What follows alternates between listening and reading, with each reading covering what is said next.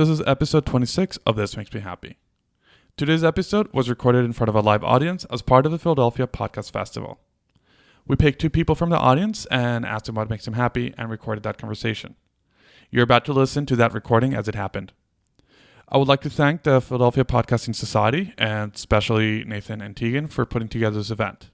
Special thanks to Tattooed Mom for providing the venue, Bridget Set Sound for providing the recording equipment, Wildfire Radio for the live streaming, Fireball Printing for producing the material, and Paraglyphics Studio for creating the artwork. I hope you enjoy this conversation.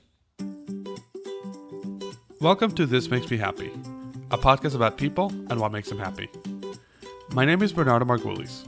I'm a designer, art director, and educator, and I'm the principal of This Makes Me Happy, a studio where I help my clients with branding and visual communications. I'm interested in hearing what makes people happy, so I'm asking them to share through This Makes Me Happy, the podcast. Every week, I will bring a conversation with a new guest on any topic they choose, and we'll learn what makes that person happy. I have Lisa, who's my first volunteer for today.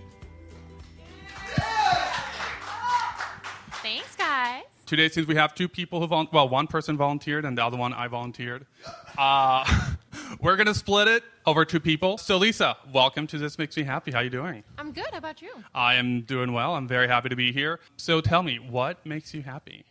A lot of things make me happy. I wish I'd had time to make a list. On the spot, just... Okay. Well, I have a plate of Tater-Tots in front of me, and they make me pretty happy. So I could go for food. Food makes me happy, but I'll broaden that to... Oh, thank you. Things that please my senses make me happy. So writing with ballpoint pens and how that feels in my hands, and pretty doors in the city and how that looks, and how tater tots taste, how just sort of the everyday things that look pretty and taste good and feel cool and sound beautiful. All of those things make me happy. Those are my everyday that's so great, and that makes me happy. So in full disclosure, when I approached Lisa, a plate of Tater-Tots just appeared in front of you, and I interrupted you from eating them. So I'm happy that you decided to put a little break to the Tater-Tots, although you brought them with you. I did. I have a plate of Tater-Tots in front of me. So Lisa might be chewing as we talk. But I'll try to back up from the microphone as I have Tater-Tots in my mouth. So tell me a little more about this idea that sensorial, is that correct? Sensorial things make you happy. How does that work? Is that a feeling? Is that a thought process where you're doing the things? I think it's something that, I think it's something that most people do. So why does anybody ever like listening to music? Why does anybody ever like going to a museum? Is because it's something that sounds, so you could like music for the lyrics and say oh, that really touches me or something like that. But why would anybody like the way a song sounds? Is because it sounds beautiful to their ears, or it sounds really interesting to them, or why does anybody care about the clothing they put on every day or the way things look around them? It's because maybe it looks beautiful or it looks interesting. And why doesn't everybody just eat healthy all the time? It's because so many things taste good. Like Tater-Tots? Yes, like Tater-Tots. I'm going to keep going back to the Tater-Tots, full disclosure. And so it's not something I think about. I don't normally categorize it all the time. I'll just be walking down the street. I'm oh my gosh, that door is so pretty. I love everything about it. But if I have to categorize it because I'm talking into a microphone about it, so I shouldn't just talk about tater tots and doors. Or you should, as you know. I could. Yeah, I could just go straight deep dive into how I love pretty doors. But I'll categorize that into the things that the sort of the beauty of every day, and a really, really nice song on the radio, or a really pretty picture, or there's a certain intersection that I drive up to in the morning. My commute is my favorite part of my day, which sounds crazy, but I happen to just have a really nice back roads commute. And there's this one intersection that I drive up to every morning that on the side, it's just a field and then a little farmhouse. And the way that the sky hits the horizon, each season, it's a little bit different. So the first day that I got to see it in spring, I'm oh my gosh, that's gorgeous. And then the first day that I got to see it in fall, it's oh, that's gorgeous. So just the everyday things that set you up to be in a good mood if you're looking out for them. Those are the things that make me happy. You keep saying over and over again, pretty, beautiful. Is it about a specific kind of sensory experience? Thank you. A specific type of sensory experience. It's about the beauty?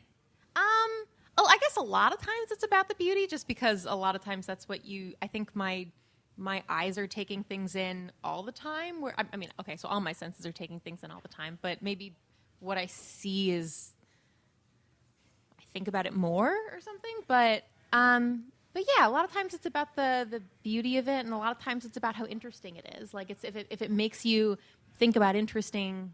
If it makes you make interesting connections in your mind or something like that, it still all starts with the sensory information you're taking in. So when it starts with a really positive sensory experience, then you're like, awesome. Like now I'm thinking about beautiful things because I saw a beautiful setting, or I'm eating beautiful tater-tots. I can feel the tater tots. I agree with you 100%. The beauty here is really in the tater tots. It's like the answer to everything should be tater tots. So what happens in a regular day? You mentioned this happens every day in your life, but what happens in a regular day when you get up and you don't have these experiences? Has that ever happened, or do you always find them?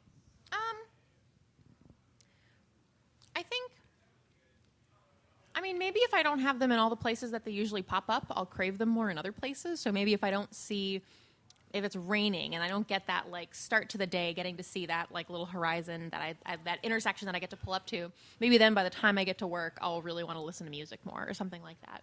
But I think that's what's cool about, I mean, I guess that's what's cool about this day and age, having so much power over like what you take in, is that if you're craving that, it's like, well, so many different experiences to me are available on my phone. So many different experiences to me are available if I want to drive a back road on the way home or something. So I feel like you can find them everywhere. It's not something that's always top of mind. If I'm stressed about work or something, maybe I'll need something different to make me happy that day. But I can always listen to music on the way home from work, stuff like that. What do you do for a living? I'm a software engineer. So as an engineer, you're constantly on the computer typing in. Yeah. So it's very different from looking at the back roads and looking at the... Yeah. How does it work for you? How does it feel being all day in front of a computer or typing, So it's not always all day in front of a computer. I mean, I have meetings. I work at a business. It's so there is still those like people interactions that I get to watch, and those are really interesting too. But yeah, that might be part of it, is that you get that the working all day in front of a computer. You're thinking about interesting things in terms of like, all right, I need to get this to work. This is a puzzle to solve. And then there's such a complete like, okay, now I'm going to stop that, and I'm going to drive home and try to drive the back roads and see pretty things. So yeah, maybe there is more of that disconnect. That's all I can say that I know. I don't know how to describe what it's like. That's what I do at work, and then what I stop doing when I come home. But I guess maybe the juxtaposition of those is part of what makes it really cool and what makes me really happy about it. And so when I approached you, you said there are a list. Do you want to keep talking about this, or are there other things you want to talk that make you happy? I don't know. I don't know where to go with this. People make me happy. The different ways that people are. People being fascinating, that makes me happy too. Who do you find fascinating? Everyone. The people I work with. I could be so frustrated with my coworkers, but they're still fascinating. So when I get to stop being frustrated and just start being interested, then I go from being really frustrated to being happy to think about it. Like people interactions. I think that's like the most interesting thing ever. I'm like, I might seem like I'm harping on a negative situation, but I've stopped being frustrated, and now I've started being interested, and now this is actually a conversation I'm enjoying. Like, I think just the way that people talk to each other, that makes me happy, even if it only makes me happy after I'm done being frustrated with the situation and have moved on to what's interesting about it. I think a lot of things make me happy. I think a lot of things, I just feel a lot of things about a lot of things, and eventually I try to move to being happy about it. So it sounds like you're generally a happy person. Is that true, or is that because I asked you what makes you happy?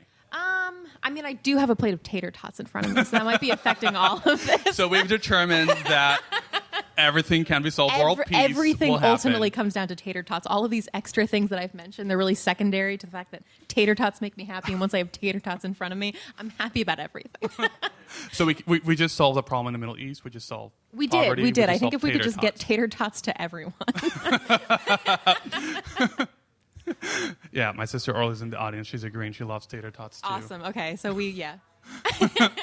So going back to the idea of people, Would you consider yourself an extrovert or an introvert or I'm an introvert, but I think I'm a relatively social introvert. Like I'm not an introvert who's shy. I'm just an introvert who needs alone time to process. But then once I've processed, I want to be with people to share my thoughts with them. See, I find it very interesting. Is I'm an introvert, okay, and people think I'm an extrovert because same thing. Yeah, I'm good with interacting with people, but it's like it takes so much effort. Yeah. Like at the end of the day, I'm like, all right, I gotta sit down, and which is weird because I work from home, and when Jason gets home, I'm like, people, and I was like, yeah. So is that your case that you need to? You're good with people, you just need to recharge. Yeah, that would be the case. It doesn't feel like it takes effort at the time because it's an activity that I like. Like I like being around people, but yeah, I guess the idea of I can spend a lot of time alone and not need to recharge my energy from being alone. Like I could spend, I don't want to say an infinite amount of time alone. I'm sure I'd get lonely, but like I can spend a good amount of time alone and then just stop that at any time. Whereas like when I'm hanging with people after a certain point, yeah, I would need to like stop and recharge. I want to describe a little scene. I just want to get your reaction. You're walking to a room full of people you don't know, and it's a social scene. How do you feel? Depends on a lot of things. Depends on what the room is and what we're doing, and I guess a good mix of stressed and excited. So stressful, if you're not. Yeah, a good mix of stressed and excited.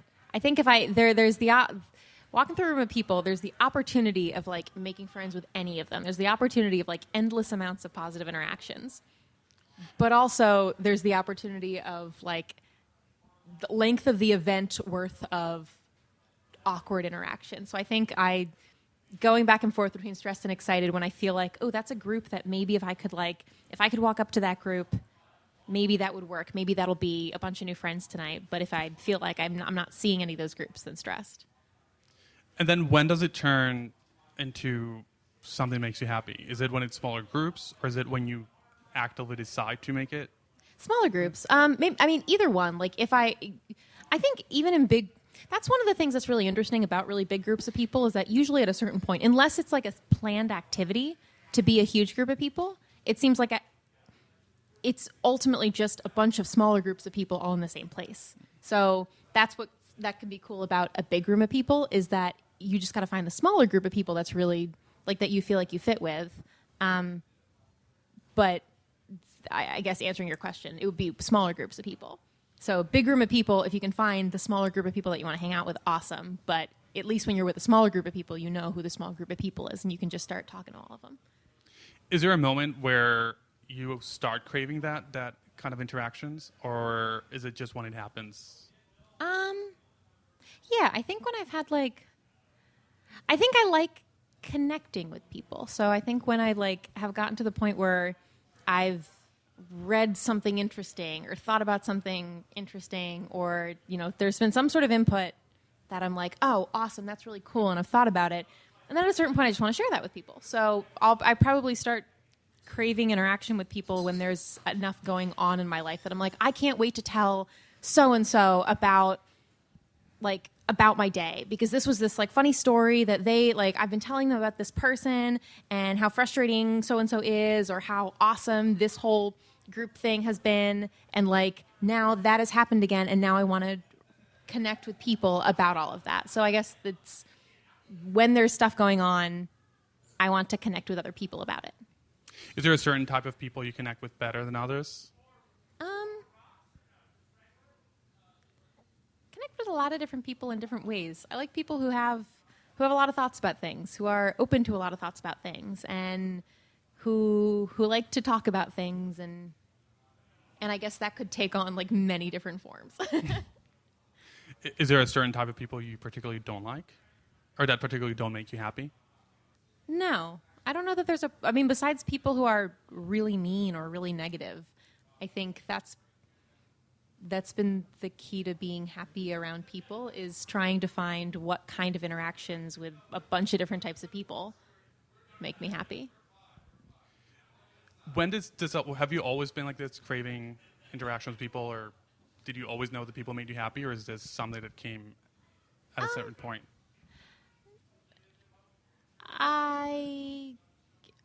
I mean, I was social as a little kid, and then maybe a little bit quieter and more committed to working in college, and then like in working now, it's back to okay, I have time to connect with people again. I don't know that I mean, in the context of talking about like, oh, what makes me happy? People make me happy. I'm thinking about it more specifically, but I don't know that it was something I thought a whole lot about besides the fact that people were interesting. And I've always found people really interesting. If you could have 4 people over for Tater-Tots, Oh gosh. Oh my god. alive or dead, who would they be, and why? Or 2. Or 2. You can do 2 or 4, whichever.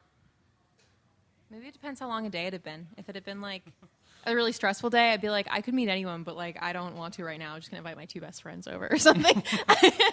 Just bring the Tater-Tots, forget the people. Yeah. But I don't know. This is a hard one on the spot. I guess people who would be easy to talk to, people who would have interesting things to say and be easy to talk to. So maybe like Jon Stewart or something, like people whose TV shows. I'm like, I know that you'd be a fun person to talk to. I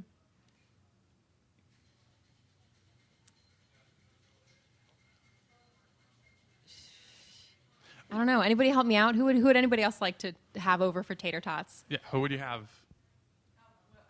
Yeah. Oh, you would just have a Tater-Tots person? You wouldn't. Okay, you would. That's another good answer. Yeah. Do I have to share the Tater-Tots with them if I have them over for Tater-Tots, or like can I have them over and just eat all the Tater-Tots? I guess you have said up to 4 people. What? Maybe I'll change the question. Up to 4 people, and then 0 is up to 4. Where would you get the best Tater-Tots? I mean, yeah, Tattooed Moms is pretty good Tater-Tots. Although there was a tater tot truck at my college. They had a tater tot truck, and you could get tater tots of many different flavors. Okay, see, I see enthusiasm for tater tots in the audience. That like, I don't know that this was a temple, and I don't know that it's there all the time, but it was definitely there on Saturdays, which seems like they could do this anytime during the week, but on a Saturday, like there was like a blizzard, and that was the first time we knew it was there. And we all like walked down in the middle of a blizzard to go get flavored tater tots. I don't remember where this question started. I'm just thinking about the tater tot. Where would you get the best tater tots? But I like where you're taking it. Okay, yeah. What year did you graduate Temple? What? What year did you graduate Temple? 2015. 2015. Oh, we didn't. I went there 2010, graduated. Gotcha. Cool. Good Go school. I'm sorry that you missed the tater tot truck. Go Owl. Well, but I had the crepe truck in front of And the crepe truck, too. Crepe Yeah. truck also goes to the list of things that make me Yeah. happy. So we are almost ready to wrap it up, but I always have, because we have a second volunteer that I volunteered myself. So I usually wrap it up by asking some rapid fire questions about things that make you happy, and I just want your gut reaction. Okay. All right? Who makes you happy? My friends. What's the first happy moment you can remember? Performing in a school play. Do you have a happy song or a happy movie? Happy song or happy movie? Happy movie is Ever After. Happy song. I don't know. Nothing's like popping into my head. I like a lot of music. Come back to that one. Ask me again after other ones. And finish the sentence. Happiness means? Joy. Happy. The state of being happy. So if people from the audience want to find you, is there anywhere you want people to look you up? No, nowhere in particular. No. All right. I have a pretty generic name, so you'd have a tough time finding me on Facebook, but I don't post much there anyways. No particular social media presence, but I've enjoyed being on the show. Well, thank you very much. Awesome. Yeah. Thanks, you, Lisa. everyone. And then I have a second quote-unquote volunteer. What's your name? Kevin Gallagher. You can call me Kev. Kev. Oh, are you Nerdy Kev? Yes. Yes. Look at that. From the Podcast Society group. 100% from the Podcast Society crew. So now we know a little bit about you. I do a podcast. You do a podcast. Yes. So, Kev, Nerdy Kev. Yes. What makes you happy? Oh, what doesn't make me happy? I guess what I've learned over the last few years is comedy, like things that make me laugh. And that should be everyone's answer, I guess. But, Yeah, things that make me laugh. And what makes you laugh? Because that's very broad. Podcast, really. Like, that's a lot of my free time is involved. I have 2 kids, so a lot of my free time is involved with either recording or editing or listening to podcasts. Sometimes movies. So what about podcasts make you happy? Why did you start your podcast? So years ago, I used to travel for work, and I'm not big into music. I'm not a huge music person. So talk radio is always my thing, and when you travel across state lines or even city lines, like, you lose whatever that radio station you're listening to is. So podcasts is something that I've been listening to since almost the beginning, like almost 10 years now, with Kevin Smith and his podcast network. So that was something that I could listen to on, at the time, an iPod or my phone now. What's an iPod? An iPod, kids. It's like a lot like your phone, but without the phone. Anyway, and I would just listen to podcasts traveling from city to city, state to state, and that was just my form of entertainment in the car for anywhere up to 6 to 8 hours a day. So that's listening. Yes, listening. 100% listening. I used to record back in the day, and we'll say that going back about 4 to 6 years ago, I used to record probably up to maybe 8 hours worth of podcasts a week. I used to record like a podcast a day. But listening is where is most of my time now. And is there a certain kind of podcast you favor? Or? So I'll have 2 answers for this. Before I discovered the Philadelphia Podcasting Society, I listened to a lot of mainstream. I listened to a lot of Kevin Smith. Like, that was my big list, and he has a big network. And a couple other, like Harmontown and a couple other mainstream ones. But then finding the Philadelphia Podcast Society introduced me to a lot of indie podcasts. And I've given up a lot of the Kevin Smith podcasts, a lot of the other ones. I will listen to...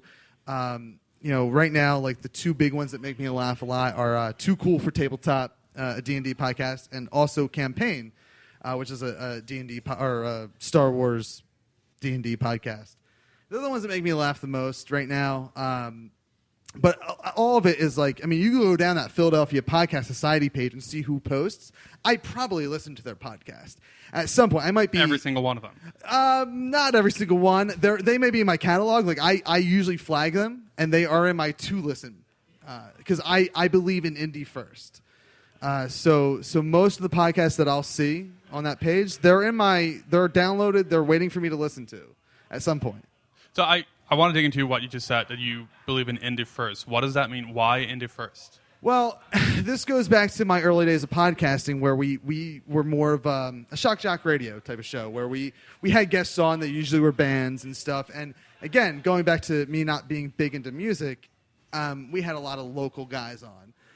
And I feel like mainstream is great. They produce, and especially in podcasts, they produce a lot of great things. But when you're indie, you have to do, and you know this, you have to do a lot more work. It all falls on you. It all falls on me for my podcast. I have to do everything. I have to book the guests. I have to promote the show. So much more work goes into it, and you hear that in that podcast. You hear all the work that's put into it, and it's not that it's better than mainstream, but I appreciate it more. Well, and I have to give a shout out because I am very blessed that I have Jason doing the editing for me and Orly doing social media, and have Rosie, who couldn't be here. But still, it's a lot of work. Yeah, 100%. Even though I have a team helping me, it's so much work just to be independent. So how do you make the jump from listening and appreciating independent first and appreciating all the work that goes into it to doing all the work yourself? How did that jump happen? So I've been doing podcasts since about 2007. It started off podcast starting in about 2006. Podcast by name, I should say. Podcast by name has been around for about a decade now. And I was kind of in the ground floor of it. I got into it by listening to Kevin Smith's Smodcast show. And I broke my ankle. I used to wrestle. I broke my ankle from drinking. Nothing with wrestling. Broke my ankle from drinking.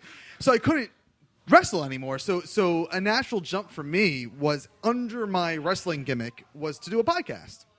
So I had a buddy who wanted to produce one. I hosted it.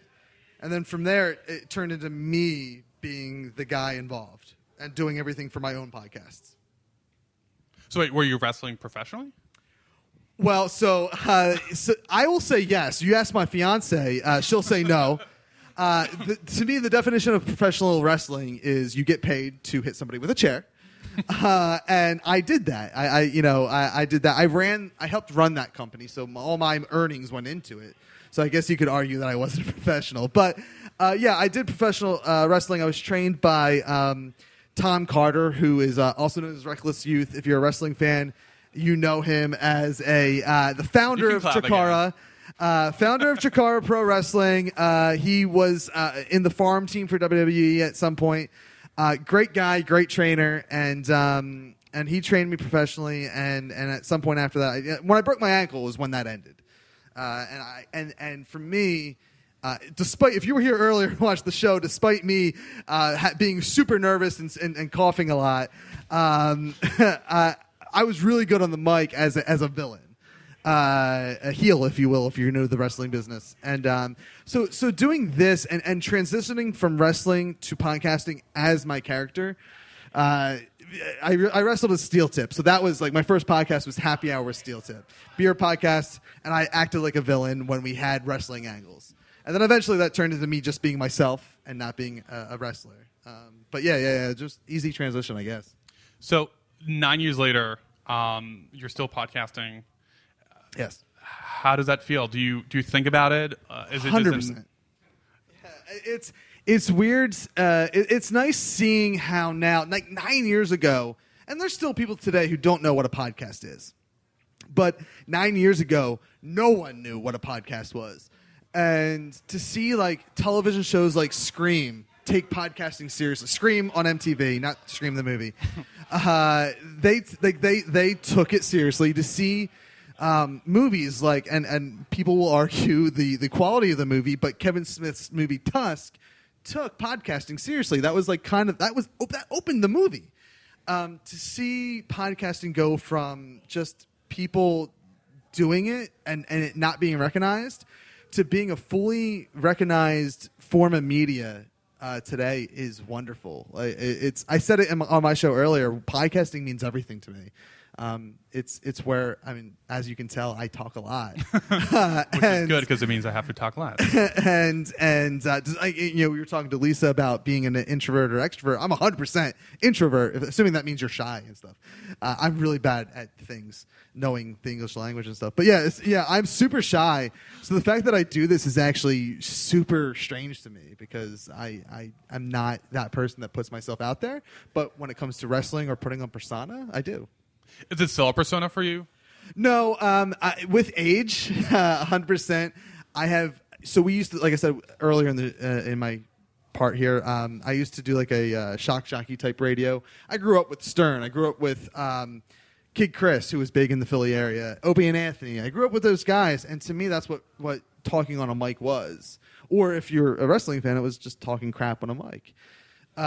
Being a dad now, being 32 years old, I'm 100% not that person anymore. So what and this kind of goes into what makes me happy is my show, Everything is Awesome, is all about, not what you saw tonight, but is typically about me sitting down with somebody and having an hour-long conversation.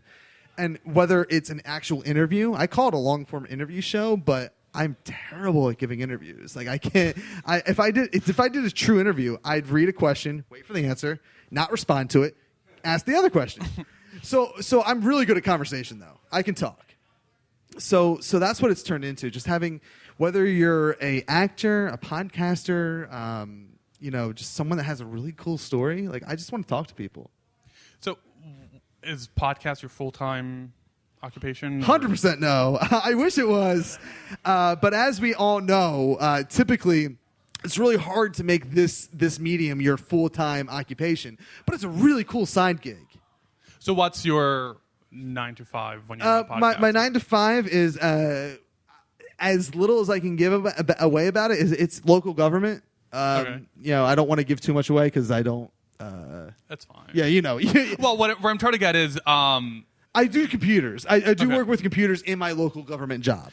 What I'm trying to get is, in your day job, in your day life, do you have this kind of interactions? Do you have this opportunity, or is the podcast your opportunity to balance that out and have your moments I'd afterwards? say the podcast is how I balance it out. Not that I don't have the opportunity during my day gig. It's more so I don't want the opportunity. And that's going back to being an introvert. Is that like really like I'm at my work to do my job. It's I like what I do because I do it well, but it's not what I want to do. What I want to do is this. Like I love sitting around talking on a mic and entertaining people. That's what I want to do. So let's do a little visualization game. Let's pretend that you can do this full time. Okay. How would that look like? How would that feel like? What would a typical week be like? Oh, God, a typical week for me. What would you feel like? It would literally be not waking up early in the morning. I'm not a morning person. I like doing late night stuff. But it would literally be me like kind of... I don't like taking notes when it comes to doing interviews because I feel like it's an unnatural conversation at that point. So I'm lucky in the fact that I don't do much prep work. So it would literally be like kind of looking at who I want to talk to or looking who wants to talk to me because I have no preference. Like if you have a silly story to tell, let's talk about it. But I'm literally booking the show. I on top of wanting to talk all the time, Kevin Smith I mentioned numerous times during this, and he's a huge influence on me. Anyone that knows Kevin Smith knows he's a talker. But not just that. Like I really think he's a good filmmaker. And it's dialogue driven, so that's part of it is that I like the dialogue.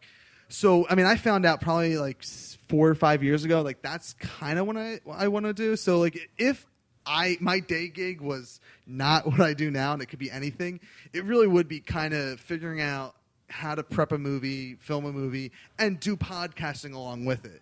Like I think for me, it goes hand in hand because I like dialogue. Do you think that if you were to do it full time, it would still have the appeal it currently has? I think so because to the point of your show, like talking makes me happy. My fiance hates when I talk to her nonstop all day, every day about stuff. Like I want to talk about wrestling. I want to talk about tabletop. I want to talk about podcasting. I want to talk about movies. She just wants to have a minimal conversation and not want to deal with my silly crap that I like. So the time that I do sit down and podcast is great because, I mean, the show before this one was Brian Durkin with Full Belly Laughs, and him and I talked about Magic the Gathering for an hour and a half when he was on my show before we got into what Full Belly Laughs is. So, I mean, I just love to talk, and I love to talk about nerdy stuff. I love to talk about serious stuff, and, yeah. Is there any specific topics that you prefer over others? Not really. I mean, the one thing like with my show is I will put a line on now that I'm a dad, like shock jockey stuff, and I guess that's a thin definition, but anything that's too out there, I guess. Too like Howard Stern's a little too out there for me now at 32, which is weird because I'm more of an adult than I was 10 years ago. And isn't he more tamed down than he used to be? Yeah, 100%. I mean, I haven't listened to it in forever. I mean, that goes to show you that that's not my cup of tea anymore. I literally listen to podcasts all day, whether that's me editing or just listening to other shows. I prefer that over what Howard Stern does, or Opie and Anthony, or even Kid Chris. Like they're a little. I don't want to say they're too. I don't know what the word is. But they're not too not tame, for lack of a better word. But I just prefer to listen to other things now. Is there, or another visualization? What would happen if tomorrow podcasts were no longer a thing? Oh, I mean, that's the end of the world. You're talking zombie apocalypse, sir. I mean, if there's no more podcasts, I'm defending my house from The Walking Dead. You would be hosting your own and just calling everyone in. Yeah, no, 100%. Like, there was a concept. I used to do a show called The Walking Dead Zombcast, and obviously we talked about The Walking Dead. And before we were actually shut down by the television network AMC. And is that a story that we need to hear? Yeah, I mean, essentially, we were there was this website called stickcam.com, and they were live streaming before YouTube was even into it. Like, Ustream was probably big then, but that was really it. It was Ustream and Stickcam. And they contacted us to do our podcast live. I mean, I did other podcasts live with them, and they knew that I did a Walking Dead show. So we did it live through them for a couple weeks, got a lot a lot of viewers, and then AMC sent us an email and said, "Don't do your show anymore." And we didn't. We changed the format for a little bit, but then we just stopped doing it. I don't know. I forget where the question was going, but what was the original question? What if there were no more podcasts? Oh yeah, I would just that show. I have an idea where I would eventually do that as the I'm in The Walking Dead. I'm a character in The Walking Dead, and that's what I would do in real life. If there was no more podcasts, I'd still record. I'd still find a way to do it because it's so easy to do it now. I have recorded a podcast on my iPhone, and it sounds wonderful. If you do it right, it sounds great. You know, there's two mindsets to do a podcast. You can be of the mindset of just do it. Like, everyone has a story. Everyone can do a podcast. I challenge everyone out here to do a podcast because you can do something. You can tell a story that will have an audience. It may not be a large audience, but that shouldn't be your point of a podcast. Your podcast should be about making you happy, in my opinion. So anyone can do a podcast with your phone. You can record, you can edit, you can post it right from your phone. And then the other mindset is like do it to have an audience, but I just don't believe in that mindset. So how does it feel to you, again, going back to the idea that you started 9 years ago, when a year after podcast started, and now you're recording on your phone and you're publishing from your phone, and it's actually publishable? Well, I mean, I'll set the record straight. I don't do that. I actually have. But you have done it. I have done it. And usually, if you guys listen to Everything Is Awesome, if I do a pre-intro, if I do a commercial, or if it's a show that turns into a two-parter, the outro for the first part, it's all done from my phone. And I think it's great. Like, the sound quality, if you do it right, it sounds just as good as talking on this microphone now. I mean, I guess like a real technical, and this is coming from someone who's not an audio engineer. Maybe an audio engineer like Steve over here would tell the difference. But I mean, for the most part, the general listener, unless you're in a bad environment, you're not going to tell the difference. And what would you tell someone who is doubting whether they should start their own podcast? Just do it. Just hit record. Just hit record, because what's stopping you from doing a podcast is that doubt. And did you ever have it yourself? I mean, I had it tonight when I did my live show. It's you're gonna have doubt, and it depends on how you look at it. 10 years ago or 9 years ago when I started it was about an audience. It was about being a career or making money off of it. With a podcast, that's the wrong attitude. That's something that comes with, I guess, either age or just doing it for 9 years. I do it for me now. Like, when I sit down on my normal podcast, which isn't like a late night show with multiple guests, I'll sit down and I just want to have a conversation with somebody. If people listen to it or they don't, I don't really care. And that's probably a bad mindset for a podcaster that wants to do this for a living. But I just want to have a good time. Well, I think that reminds me of one of my teachers. She said her son started a blog way back then when blogs were a thing. And she asked her son, like, well, why do you do this? Who cares? And he said, exactly, who cares? No, I 100% agree. Like, I'm so glad that I have that mindset now. It's just, it's freeing. I don't have to worry about numbers. I don't have to worry about anything but having fun. And I think that's what a podcast should be. And that's what makes podcasts better, I think. I love it. And as someone, I just started a few months ago, so that's great to hear. Yeah, I think you're like, this is the type of show I love. Like, it's a long form interview, like something I've really come to appreciate. Aaron McGathy from This Feels Terrible, great podcaster, great interviewer. Aisha Tyler from Girl on Guy, Kevin Smith with Fat Man on Batman. Like, they're people I look up to and I admire, and they do it right. I think you're doing it. Like, this is great. Like, this is what a podcast to me should be. Thank you. Two guys talking, like, or gals. Let's not get. Yeah. Wait. I'm sorry. I use guys. And we had Lisa. Yeah. Not even like 20 minutes ago. Yeah. And I have to. Yeah. Tater-Tots, delicious, by the way. I will agree. If my second choice for what makes me happy is totally Tater-Tots. So if you could have 4 podcasters with you to have Tater-Tots, who would they be? Oh God, this is Aaron McGathy easily.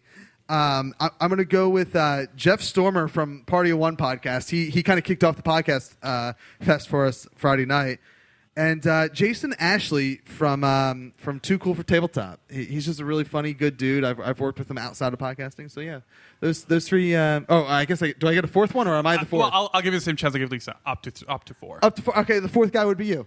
Awesome. There you go. And what kind of tater tots would we sharing?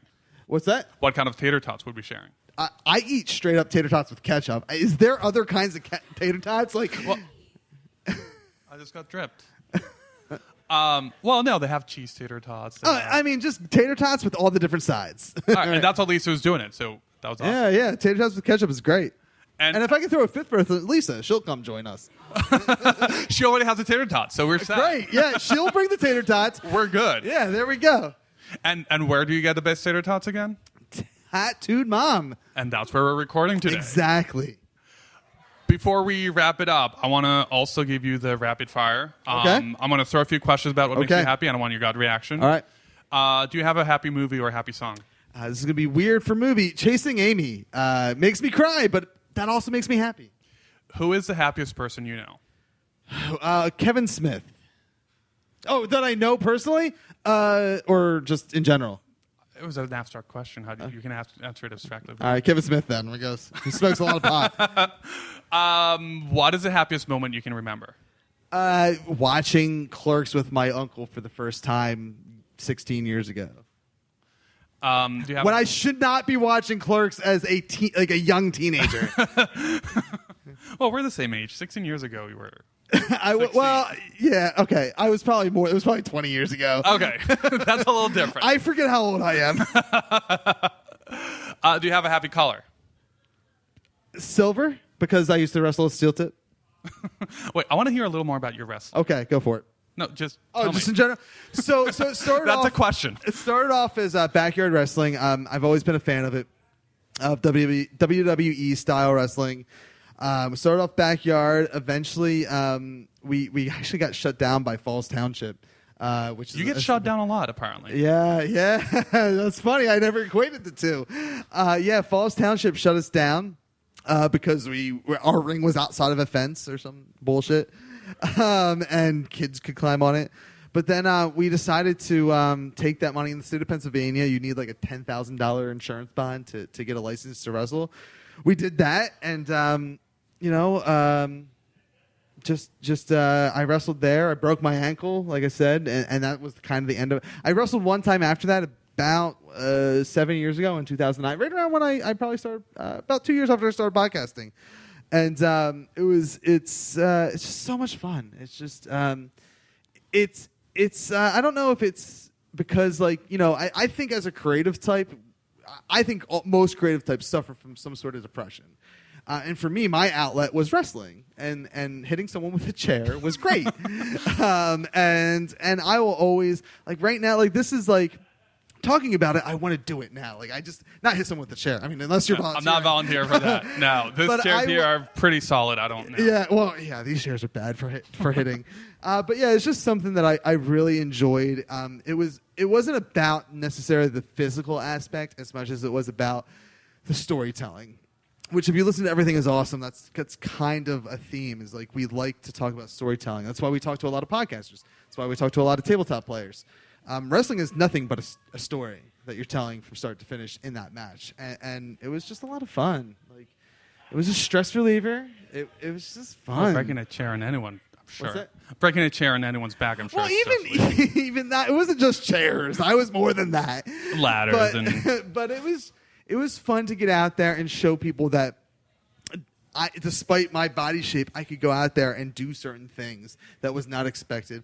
Or just, like I said, tell a story. You tell a story. It's almost like a dance. You are dancing with your partner. You trust them with your life. Literally, you can break your neck in any moment, and it's just a great thing to do. I don't think I recommend backyard wrestling to kids. I guess that's a bad thing to recommend. At least not to your kids. Yeah, with my training, I'll recommend it. But yeah, I mean, just if you have an interest in it, you can easily find training, especially in the Philadelphia area. This is one of the big cities for wrestling. You can find a trainer. So before you go, where can people find you? Okay, you can find me personally on Twitter at HHWST. And you can find my show, Everything Is Awesome, on awesomepodcast.com. Awesome. Thank you very much for volunteering. Quote unquote. Thank you for volunteering me. And thank you for having me on. It was a lot of fun. As I said, I love to talk, so this was no pressure for me because it's not my show. So. And thank you to Nathan and Tegan for putting together the Yes. Philadelphia Podcast Festival. Thank you to Steve for audio, for the audio engineering. Thank you to Tattooed Moms for hosting us, Bridget Sat Sound for the equipment, Wildfire Radio for the live stream, Fireball Printing, Pyroglyphic Studio for the graphics, and Philly Podcast Society. Thank you, everyone. Yes, thank you. Thank you, Lisa, and thank you, Kevin, for sharing what makes you happy. I had a great time recording live and getting to know both of you and what makes you happy. Thank you again to Tattooed Mom for the venue, Bridget Sat Sound for their recording equipment, Wildfire Radio for the live streaming, Fireball Printing for outputting the material, Pyroglyphic Studio for creating the art, and Philly Podcast Society for putting together the Philadelphia Podcast Festival and for inviting me and letting me participate. Another thank you to Jason Zapolo for editing the podcast, to Orly Margulies for social media, and to Rocio Castañeda for ongoing support, and to all of you, a very special thanks for being with me during the recording. Jason and Orly were very good moral support as I did this experimental first recording in front of an audience. And thanks everyone for listening. I hope you enjoyed this episode. Don't forget, you can go to thehappypodcast.com/episode 26 to get show notes. Or if you want general information about this podcast or to contact us or any other info on the project, please go to thehappypodcast.com. Don't forget, we are on social media on Twitter, Instagram, and Facebook, all at The Happy Podcast. And we're also on YouTube, youtube.com/The Happy Podcast. And for now, we just have the episodes, but soon I hope to have some videos there. Let me know what you think. If you enjoy the podcast, please go to iTunes and sign up for weekly updates. And very important, if you want other people to learn about this, please go to iTunes and leave a review, because that's the best way for other people to find this podcast. Thank you very much, and I'll see you next week.